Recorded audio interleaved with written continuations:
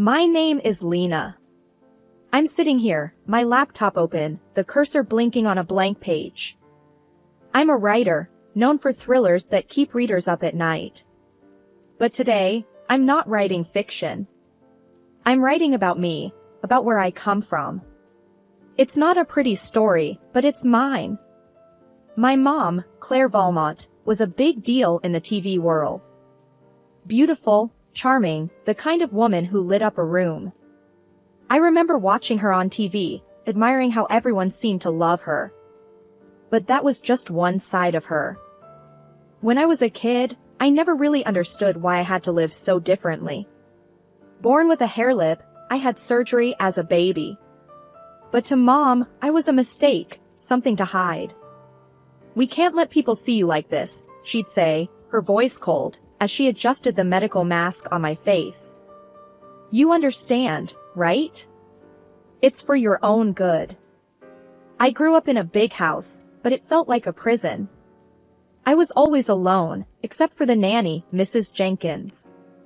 She was kind but scared of Mom. Everyone was. One day, I heard Mom talking on the phone. "Yes, she's always sick.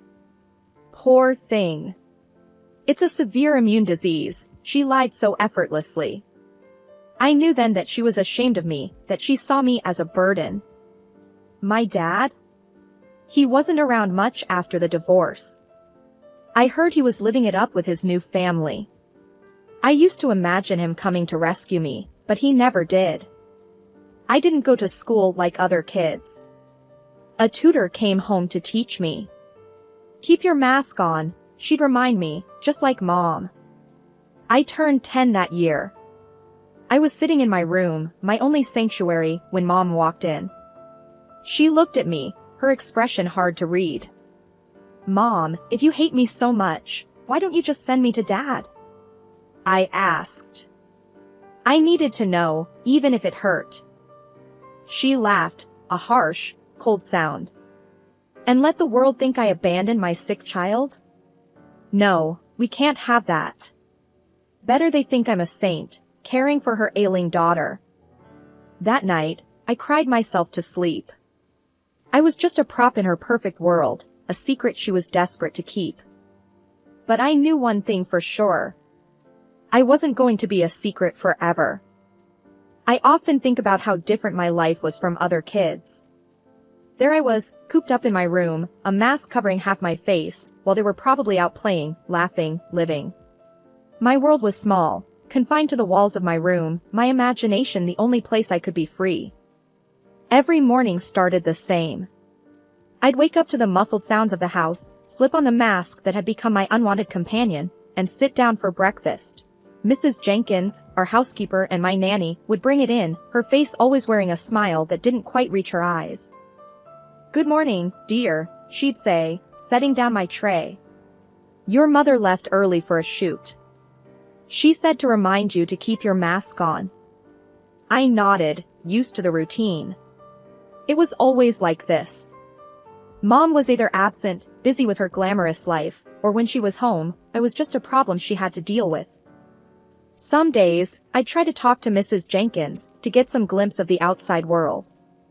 "What's it like out there, Mrs. Jenkins? Are the flowers blooming?" She'd pause, a sigh escaping her. "Yes, the garden is lovely.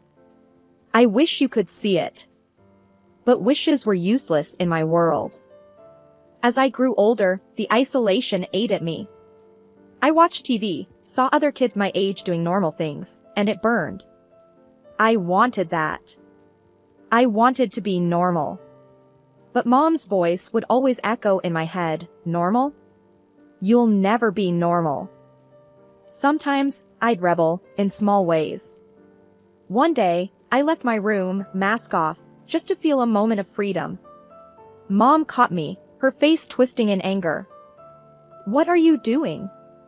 Do you want the whole world to see you like this?" she yelled. Her words were like slaps, each one stinging more than the last. "I just wanted some air," I stammered. "Air? You have a window. Use it," she snapped, pushing me back into my room. You're grounded. No TV for a week.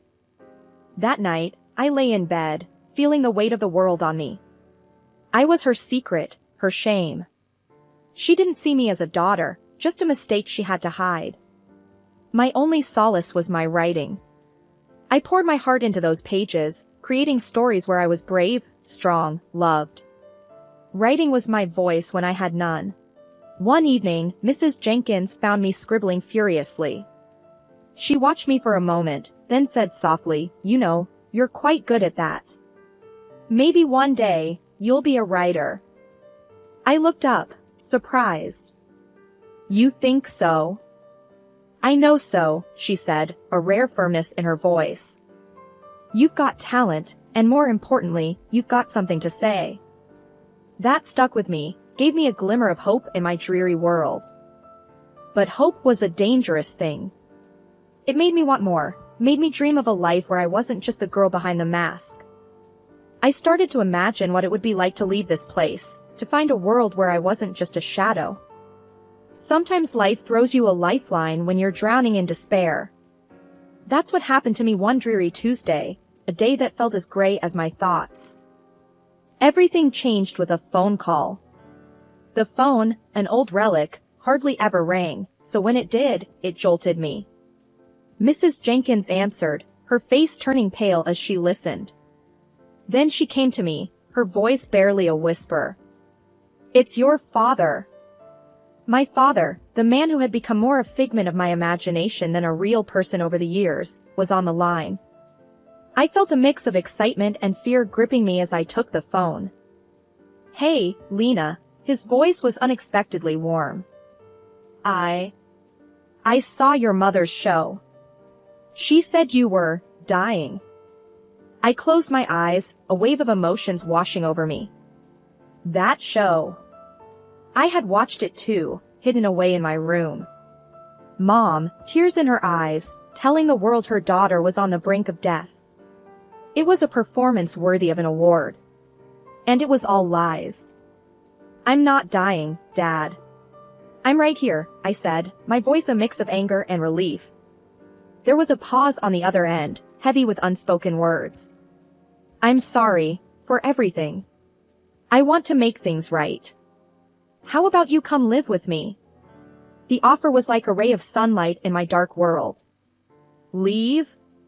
Could I actually leave this house of lies and pretend love? "Yes," I said quickly, without a second thought. "I want to come." The days that followed were a whirlwind. My father came to get me, a man aged by time but still recognizable as the dad I remembered. Beside him was Linda, his new wife, her smile warm and inviting. "We're here for you," she said, her words simple but sincere. It felt like a promise. Mom watched from the doorway as I left, her expression unreadable. She didn't say a word, didn't try to stop me. I looked back once, hoping for something, a sign of regret maybe, but she had already turned away, retreating back into her perfect, false world. Living with Dad and Linda was like breathing fresh air after being underwater for too long. For the first time in forever, I didn't have to wear the mask.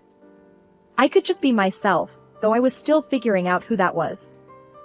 One evening, as we sat around the dinner table, a concept still foreign to me, Linda asked, "What do you enjoy doing?"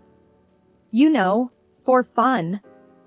I hesitated, unaccustomed to anyone taking an interest in me. "I write," I said eventually. "Stories." "That's wonderful." Linda's eyes lit up. "You should share them with us sometime." In that moment, a seed of hope was planted in my heart. Maybe, just maybe, I could find a place in this new world, a world where I was more than just a secret to be hidden away. Stepping into life with Dad and Linda was like walking into a different world, one where I felt like I belonged, like I was part of a real family, not a facade built on lies. One evening, Dad sat me down. There was a look in his eyes, a mix of concern and hope. "We've been thinking," he began cautiously, "about getting you the best care, to help you move forward." I instinctively tensed up at the mention of doctors. "I'm tired of doctors," I replied, the words coming out sharper than I intended. He nodded, understanding my apprehension. It's not just about appearances. It's about healing, inside and out. We want you to be happy, truly happy. Linda added softly, you've been through so much. It's time you had a chance to heal completely. Their words sank in, and I agreed to it. We found a top-notch clinic, and the surgeon there, Dr. Avery, was different from any I'd encountered. He didn't just see a patient, he saw a person. The day before the surgery, he said to me, remember, this isn't about changing who you are. It's about helping you see yourself in a new light. The surgery was more successful than I could have hoped. For the first time, when I looked in the mirror, I didn't feel disgust.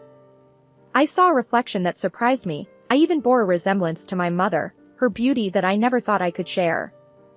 But it wasn't just about the physical change. The real journey was the therapy that followed with Dr. Klein. It was about untangling the web of emotions and scars inside me. In one session, I found myself breaking down.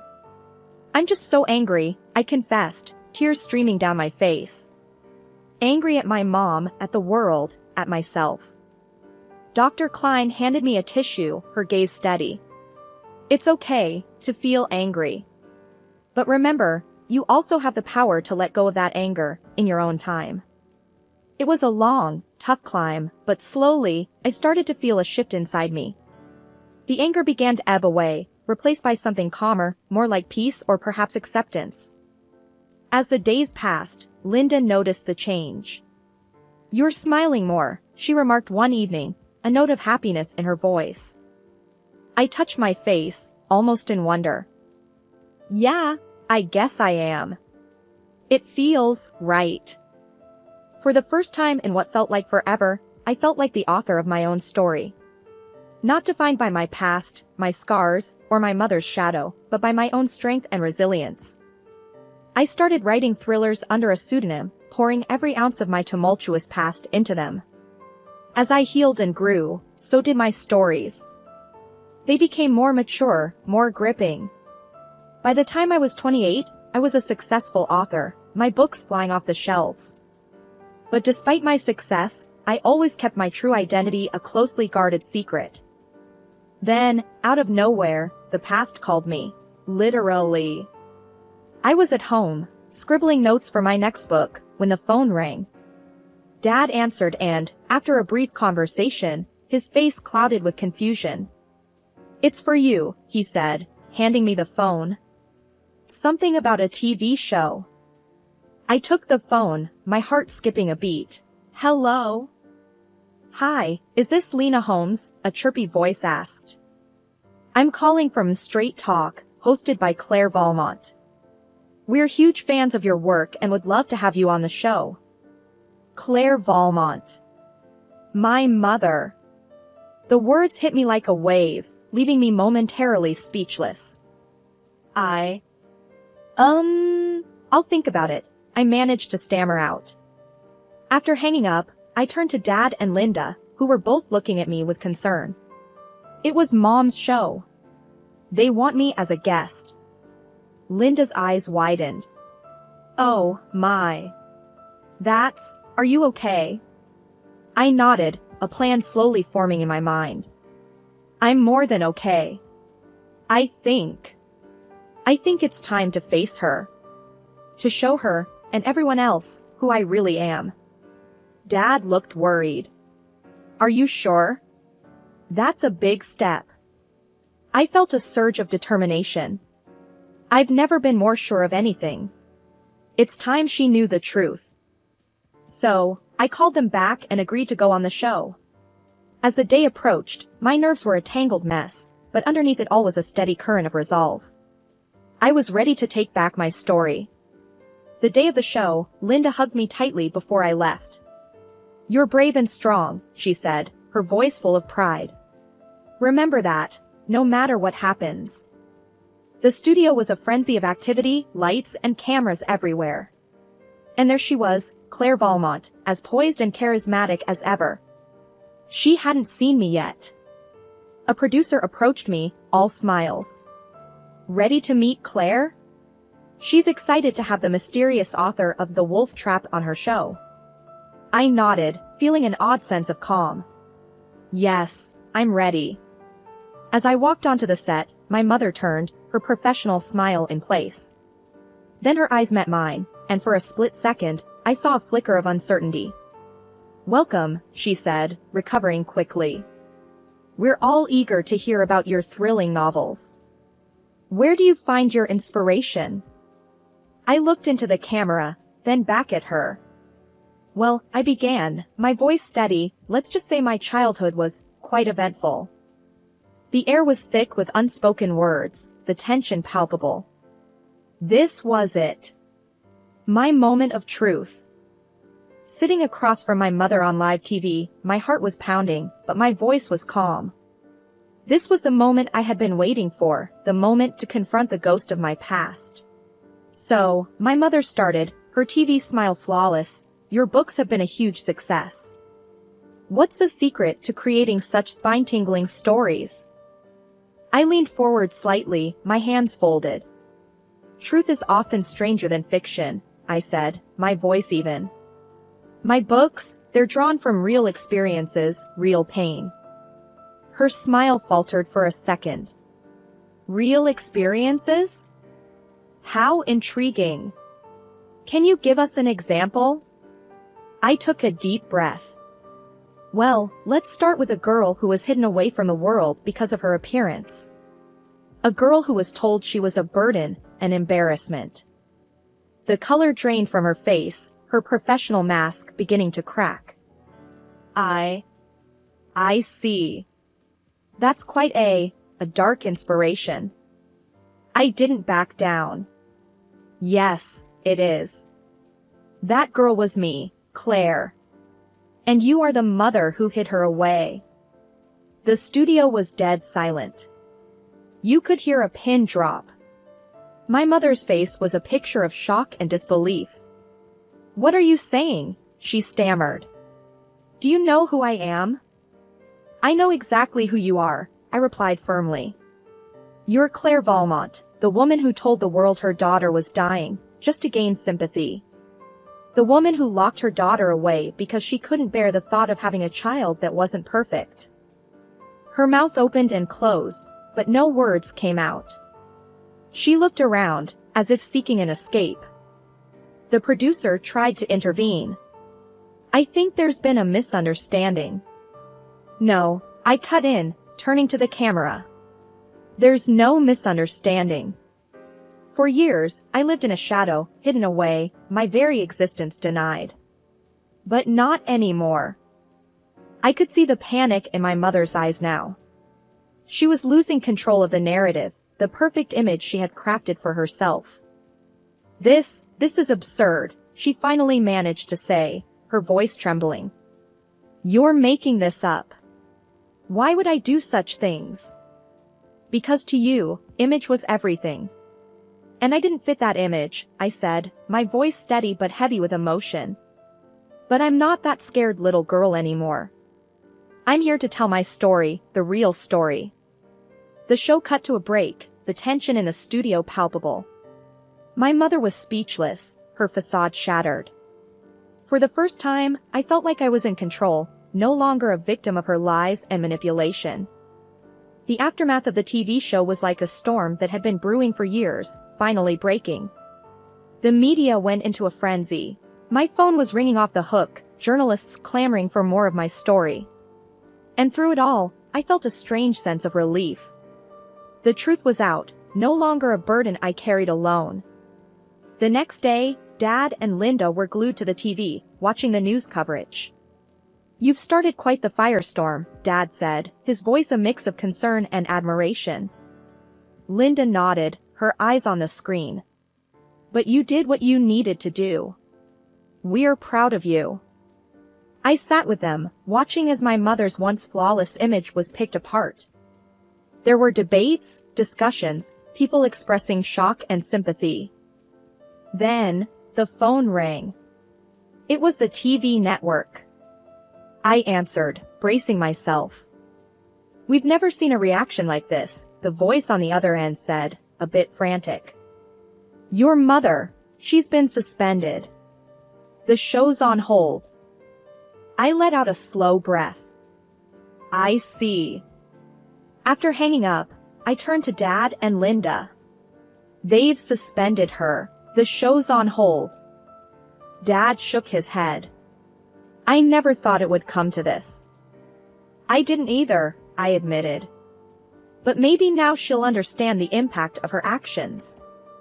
The days that followed were a whirlwind. My story was everywhere.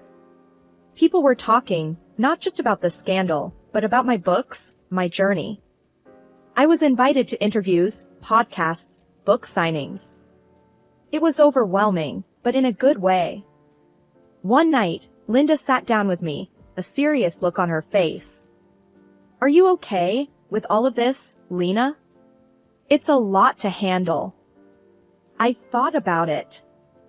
I am. It's like I've finally taken control of my own narrative. And maybe, just maybe, it'll help someone else out there who's going through their own struggle. As the dust settled, my mother's career took a hit. She became reclusive, shying away from the public eye. It wasn't my intention to ruin her, but I couldn't help but feel a sense of justice. Dad hugged me one evening, a bit of sadness in his eyes. You did what you had to do. And we're here for you, no matter what. Yeah, I said, feeling a sense of closure. It's time to move forward, to keep writing my story, but on my own terms. After the whirlwind of the confrontation and its fallout, life started to settle into a new kind of normal. I was busier than ever, with book signings and interviews, but there was a sense of peace within me that I had never felt before. I was no longer hiding, no longer a secret. One evening, I was sitting on the porch with Dad and Linda, the sun setting in a blaze of colors. Dad broke the silence. You know, Lena, I never imagined things turning out this way. But I'm glad they did. You've come so far. Linda nodded, taking my hand.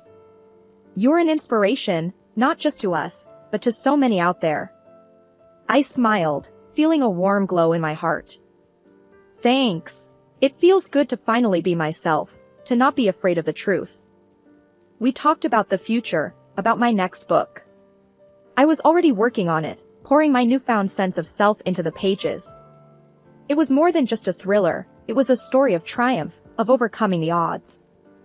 The next day, I met with my editor, a no-nonsense woman who had always believed in me. Your story, it's powerful, she said, her eyes scanning the manuscript. It's going to resonate with a lot of people.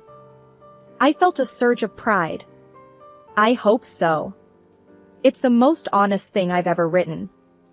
As the days passed, I found a new rhythm, a balance between my public persona and my personal life.